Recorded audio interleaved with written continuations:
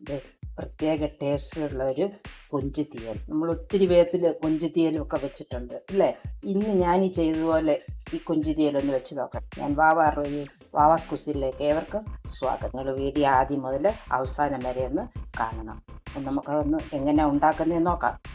ഇത് നല്ല ഒരു മുറി തേങ്ങയുണ്ട്. ഈ തേങ്ങയും കറിവേപ്പിലയോടെ നമുക്കൊന്ന് വറുത്തെടുക്കാം. ഒരു സ്പൂൺ പെരിഞ്ചീരകം ഇട്ട് കൊടുക്കാം. അതും കൂടെ ചേർത്ത് മൂപ്പിച്ചെടുക്കാം. ഇതേ ആ കോക്കനട്ട് മൂട്ടില്ല. ഇത് നമുക്കിനി പേസ്റ്റ് രൂപത്തിലൊന്ന് അരച്ചുകൊണ്ട് വരണം.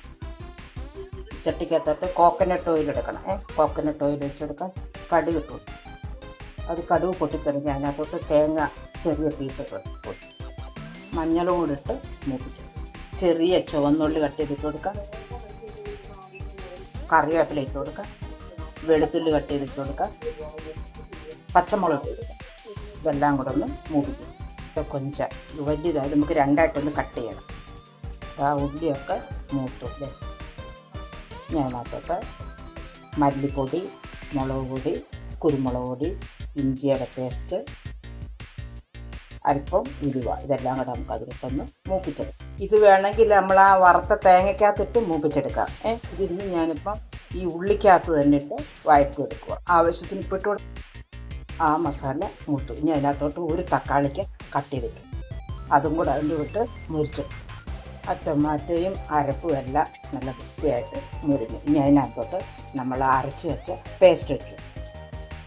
ആവശ്യത്തിന് വെള്ളം കൂടെ വെച്ചെടുക്കും. അതിന് വേണ്ടി മസാലകളെല്ലാം ചേർത്തു. ഇനി നമുക്ക് റെഡിയാക്കി വെച്ചിരിക്കുന്ന കൊഞ്ച അതിനകത്തോട്ട് ഉണ്ട്. അത് വൃത്തിയായി ഇളക്കി. ഇനി ഇത് ചെറിയ തീയിൽ നമുക്കൊന്ന് പകുതി അടച്ചു വെച്ച് പറ്റിച്ചെടുക്കാം. നമ്മുടെ കൊഞ്ച് തീയൽ റെഡിയായി. നല്ല വൃത്തിയായിട്ട് കുറുകി. ഇനി ഈ ചട്ടിയുടെ ചൂടിൽ കുറച്ച് നേരം കൂടി ഇരുന്നൊന്ന് പറ്റാനുണ്ട്.